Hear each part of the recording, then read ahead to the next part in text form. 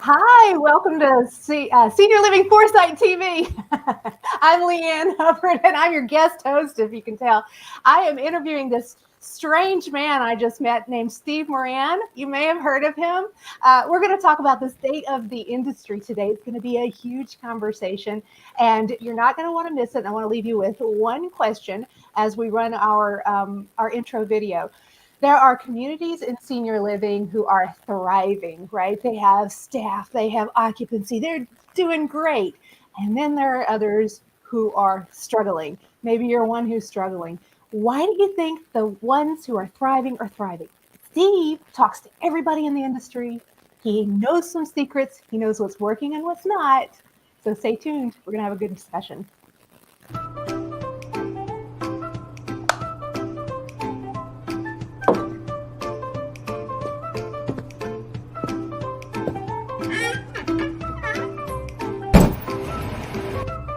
Hey guys, Steve Moran here.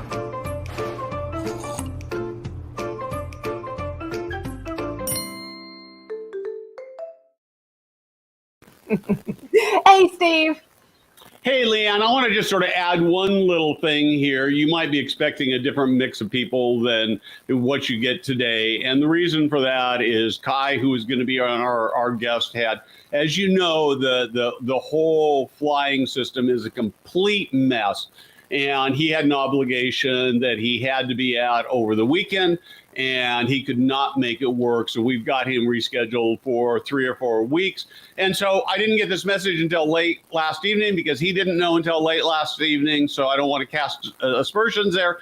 And so I'm laying in bed thinking, oh, what do I do? And I thought, well, I don't know. Why don't we have Leanne be the host and I'll be the guest? And so this may be the dumbest idea I have ever had. If it doesn't work, it's my fault. And so with that, Leanne, back to you. Thanks for that vote of confidence, Steve.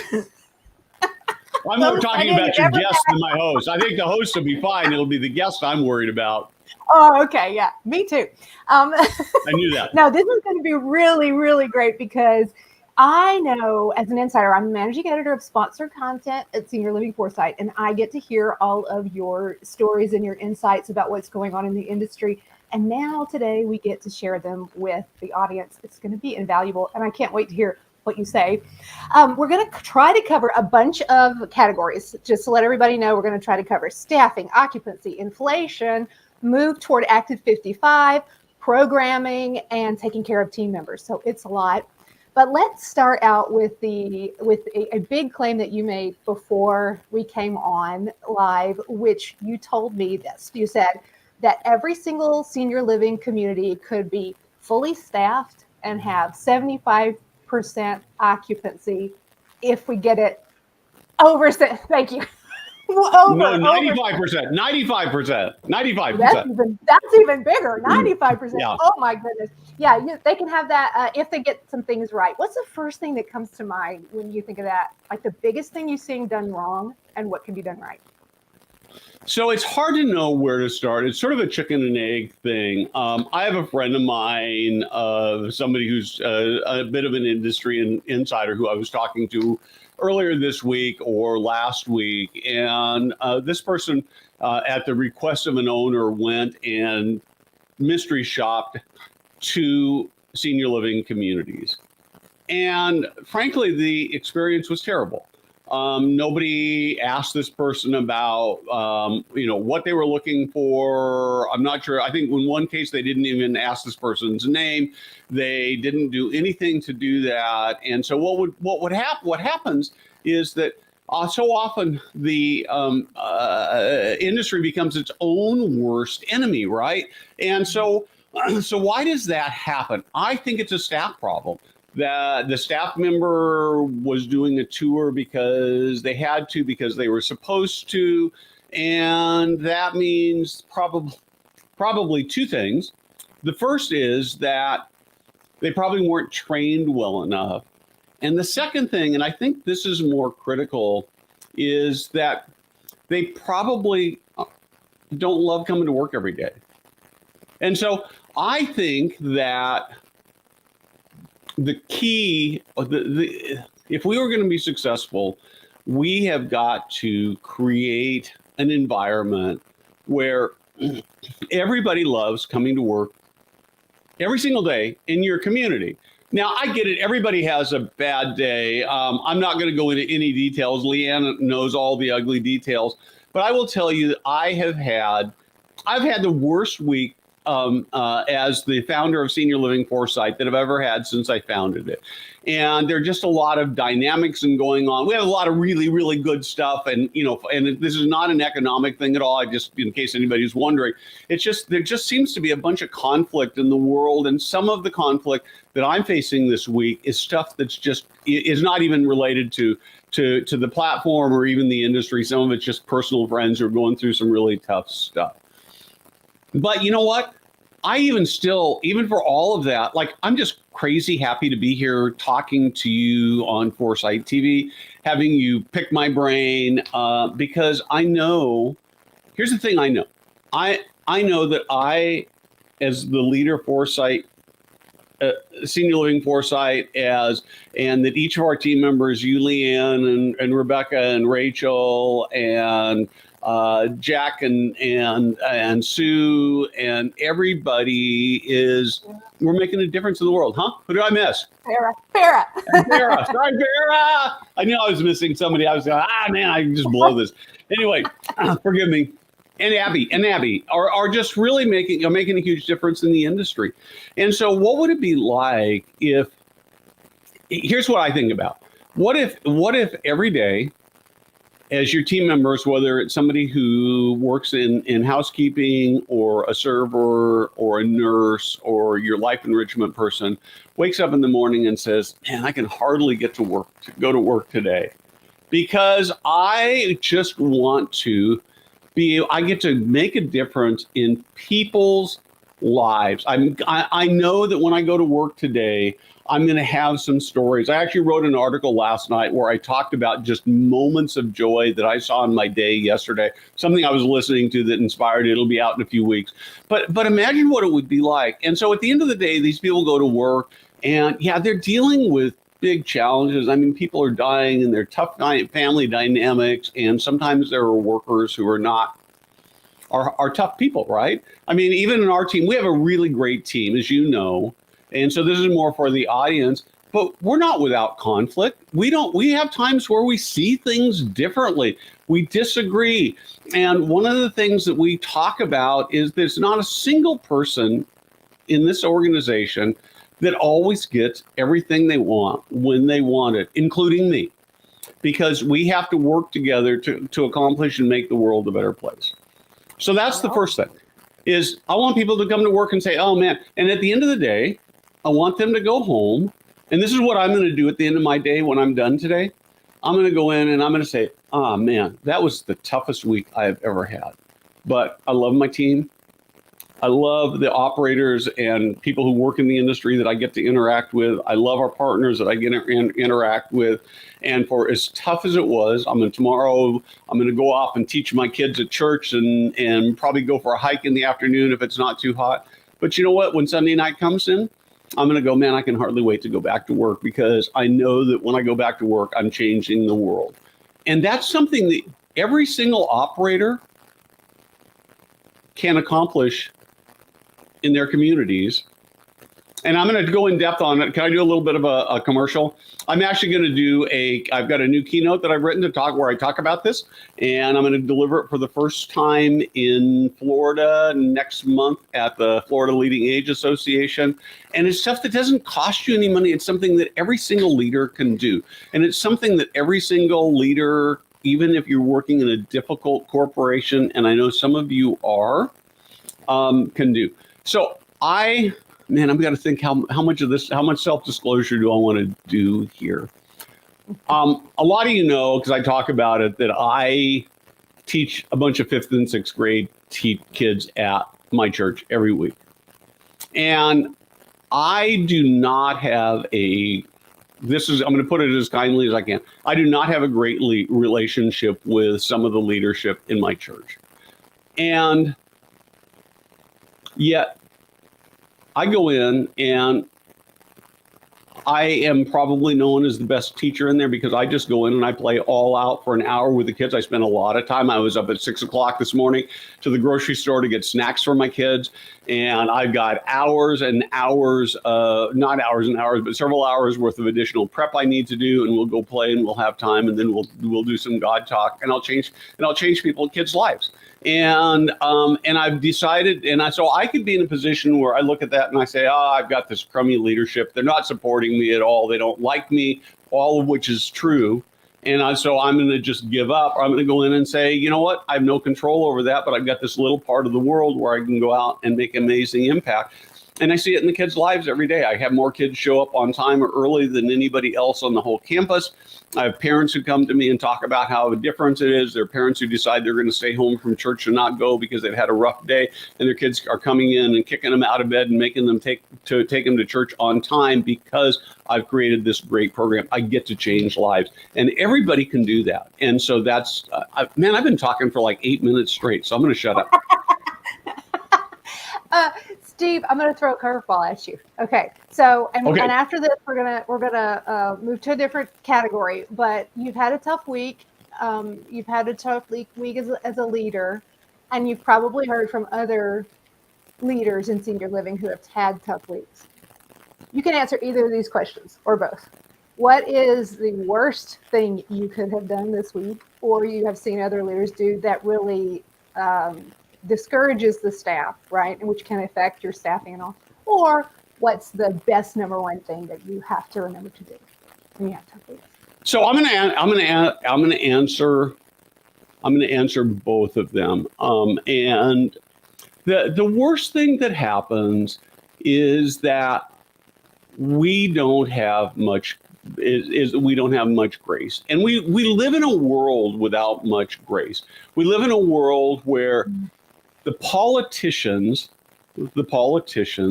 are on both sides. So I'm not playing politics. I think it's true for both sides. The politicians are more interested in making the other side look bad than they are in taking care of the people. And so if they can strike, and so we start living this out. And so, so somebody, I say something as a leader inadvertently that makes you feel insulted, and what happens is most people just, here's what happens is we are pre-offended. We are pre-offended. We are ready to assume the worst.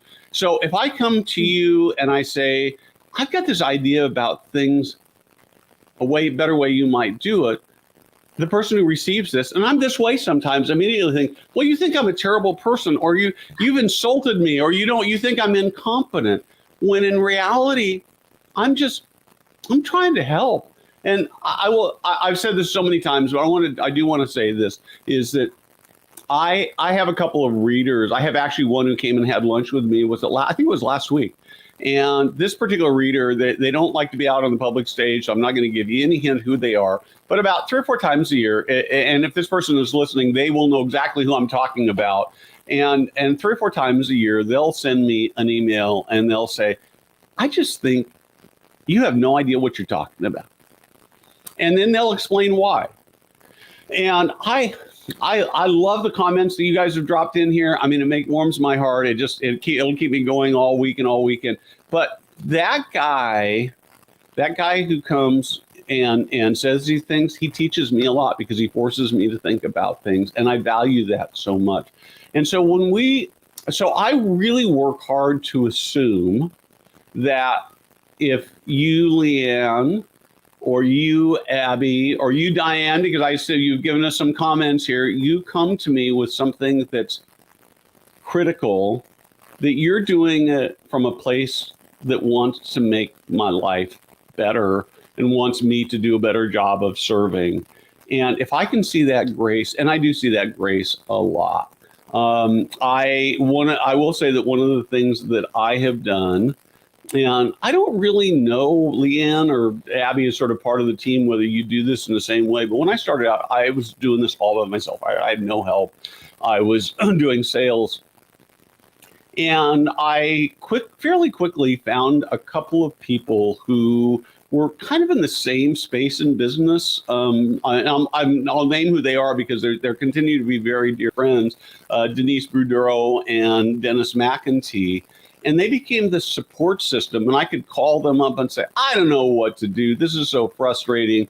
And they could do the same. And we've had so many deep conversations by phone and by internet.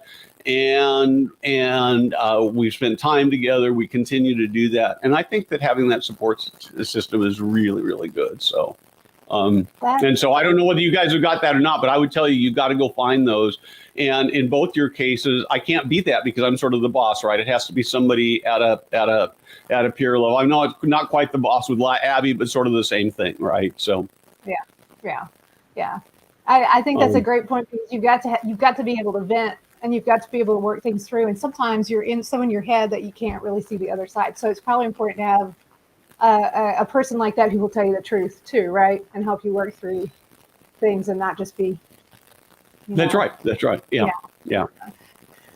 So we're going to talk next about occupancy. I want to pause here for a second and do a little, you said a commercial earlier. I want to do a little promo for our awesome webinar that is going to happen on Tuesday. And it is going to be from 4 different senior living tech companies. So you're going to learn some really interesting info from them, and it's free. So I'm going to play a little promo video as we transition over into occupancy. I'm Deontay Davis with AccuShield. I'm Jared Hancock from Senior Science. I'm Sean Ochester from Sage Age. I'm Teddy with Welcome Home Software. Join us. Join us. Join us. Join us.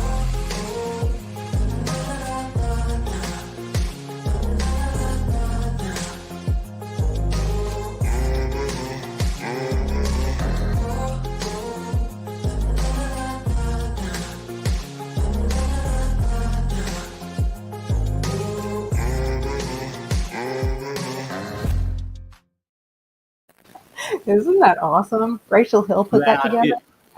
That's terrific. And Abby, that's really cool. I like the idea that you found that support early on in Clubhouse. I think that in some cases, you're a lot better off. It feels safer if you can find people who are outside your industry.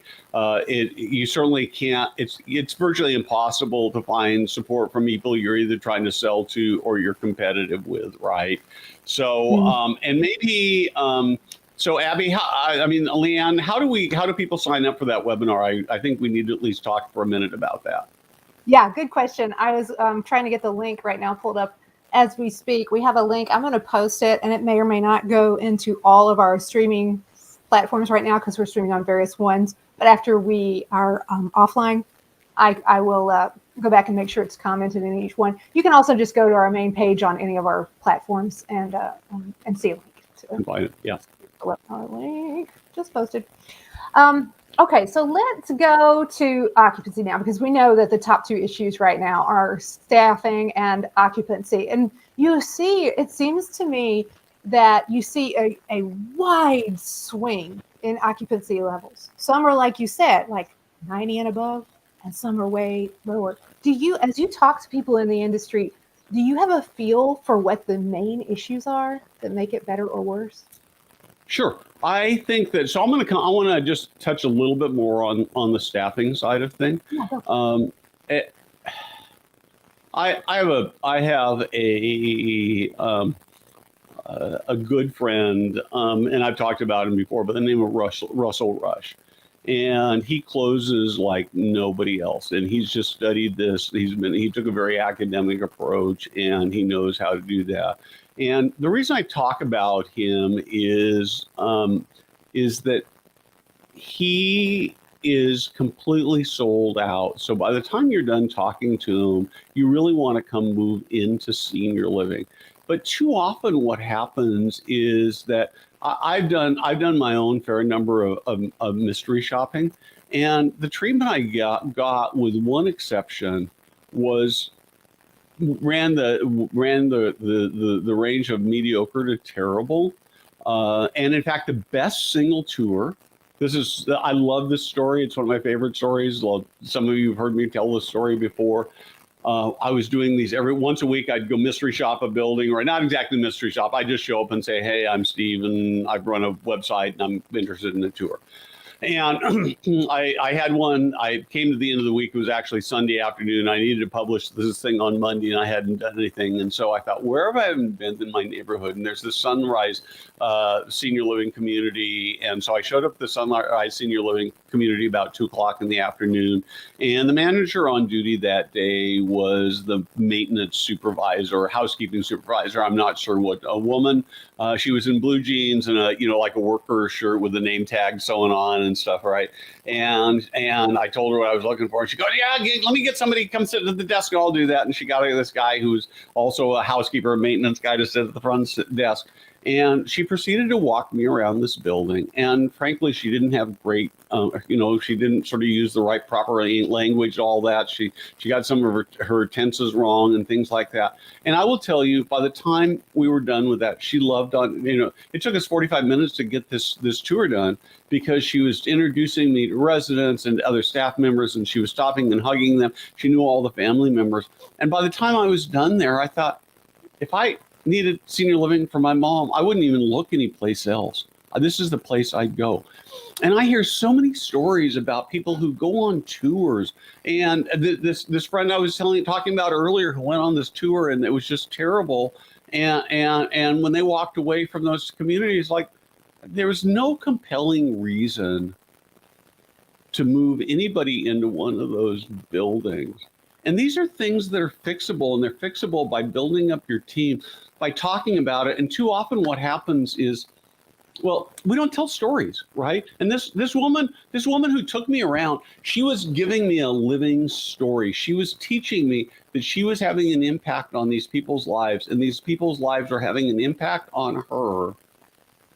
And because of that, it made for a better life. I mean, senior living, I believe that senior living will give older people, has the potential to give older people the best possible lives for those last chapters. Yeah. You're reminding me of a situation that I faced as well, where healthcare is similar. You go to the healthcare office, and the people who are greeting you can make or break your impression of the entire office, more so than even the doctor, more so because they set up that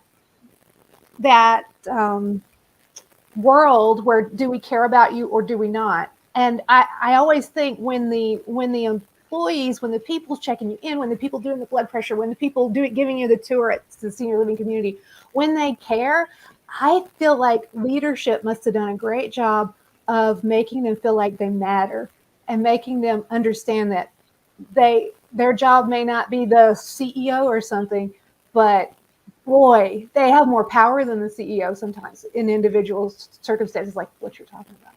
So as a leader, do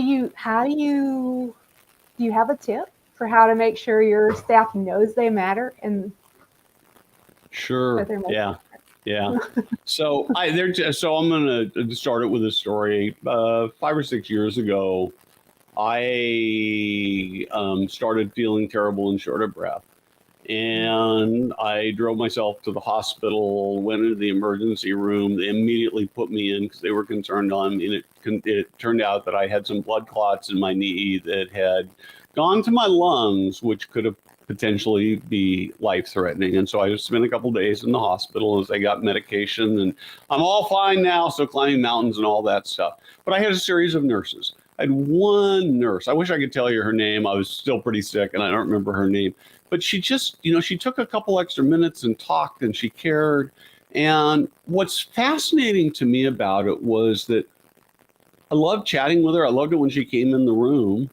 And I don't think she probably worked less hard than the other nurses, but she just found joy in her conversations and her interactions with me, and I'm sure with all the other patients she was caring for. And the contrast was so stark between her and the rest of them. Well, she was a self-starter.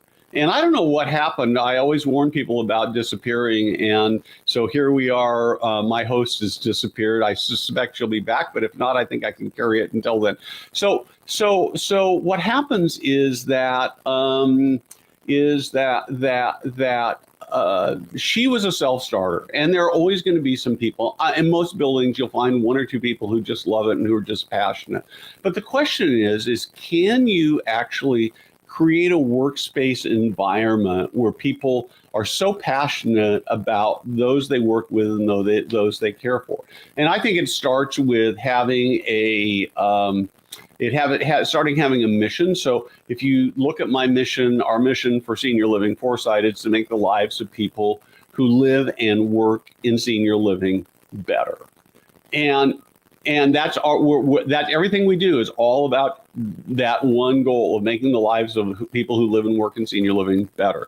We're completely focused about it. We talk about it. I talk about it to the team about how we're doing it. I tell stories about how we're making an impact. People come to me and say, hey, I read this article, I watched this video, I did this thing, and it really helped encourage me. It gave us ideas for new programs. And so working on those kinds of things. The second thing I think that you need to do is you need to love on your team members. So you need to be able to say, hey, I actually care about your happiness as a team member. And I don't just care about your happiness as a team member, but I care about your happiness as a team member, both at work and at home. I want you to have a great life. And so I'm thinking about, what do I do that I can make your life better at home and at work? And then, in my view, you do lots of little things. We put together a few months ago, and we've offered it out a few times. I need to get it back again. But we offered up a list of 101 things you can do to lead better tomorrow. And some of them are really, they're all things that you can start doing tomorrow. I'm going to talk for a minute about the hardest one. And the hardest one is that for most of you who are leading, you have somebody in your organization who is toxic. They're probably really good at what they do, and it's really hard to fire people. And you keep thinking, I think I should get rid of that person, but I don't want to get rid of them because I don't know who's going to take that position. I don't know who is, I don't know who would fill that position. And mostly what it comes down to is I really hate firing people. And I've had to let some people go. And I understand it is terrible to let people go. It's frustrating. It's hard. It's annoying. It's terrible. It hurts. You always feel stupid and like you're not doing it right. But you know what? If I came to you and I said that person has cost you one resident every other month, or it's caused 5 other people to quit, wouldn't that be worth it to make them go away, to fix that? So that's it. The rest of them are a lot simpler. A lot of it's just storytelling. And then this is the last thing I want to talk about. I think that is really important. I'm going to finish up with this, whether Leanne comes back or not. But I think that one of the things that we struggle with more than anything else is storytelling. And so Diane puts this up. I learned so much on our campus and colleague from Hsiao. She's a rock star storyteller and connector. I call it 6 degrees of Hsiao. Storytelling, tell stories. So imagine it looks like this. You're walking through, you're an executive director, you're walking through, and you walk into the dining room and you see a server stop for a few minutes and talk to a resident, actually sit down and take 2 minutes and have a conversation with that resident. And as you're watching this take place, you see this huge smile, this huge grin on the resident's face. And you go, man, that's what life is all about in senior living. This is how we change lives. And so you take note of that. And then later on, and first off, you set the environment where instead of that being okay, because in a lot of buildings, a supervisor would see somebody doing that, say, hey, wait a minute, you've got all those other tables to take care of. You don't have time to do that. So it's got to be okay to do that. And then the second thing you do is you go up to that caregiver and you say, I saw what you did with Mrs. Smith, where you sat and you talked to her, and I could just see the joy on her face. I am sure you made that week. And so now this caregiver is going, oh man, I really did something cool. And then the last thing you do is you go in your stand-up meeting, or maybe you do it in a newsletter, you tell this story about what this caregiver did. So now look at what's happening. The first thing you've done is you've given permission. You've said to people, this is the right thing to do. This is an acceptable thing. This is even the admirable thing to do, to take an extra minute, talk to a resident, make a difference in their life. The second thing that happens is that somebody else goes and looks, well, I bet I could do something even better. And pretty soon, if you look, you see this in the Ritz-Carlton and their front life staff, they compete with each other to try to figure out how to delete delight their guests. So just imagine what that would be like. And then the third thing that happens, and this is so cool. Maybe there's actually two more things. The third thing is that person goes home on the second day, maybe even on the first day too, and they go home and they tell their kids, their significant others, their spouse, "Oh man, I had to put. I don't know who that is, but I'm glad I'm pretending I'm with you too." So you say that. So you go out there and you say this and you say, you won't believe what happened at work today. I did this thing. I didn't think it was a big deal. And my executive director came up and told the story and said, "Thank you." And then the next day told the story, and it was so cool. And so instead of coming home, oh, I see. I figured that might be who it was. Denise, I'm sorry, you can't see that. So Denise Boudreau, I've been talking about you earlier. We need to catch up. Anyway, so this then this person goes and tells their friends about what happened. And these friends go, "Oh, I want to go work there." Because, fast food has really struggled with staffing as bad or worse than senior living. But In-N-Out Burger, Chick-fil-A, they've made those places into special places to work. And so they are not struggling. And I will tell you, there are some senior living organizations out there today that have every single staff position filled because they have made it a great place to work where people actually love coming to work.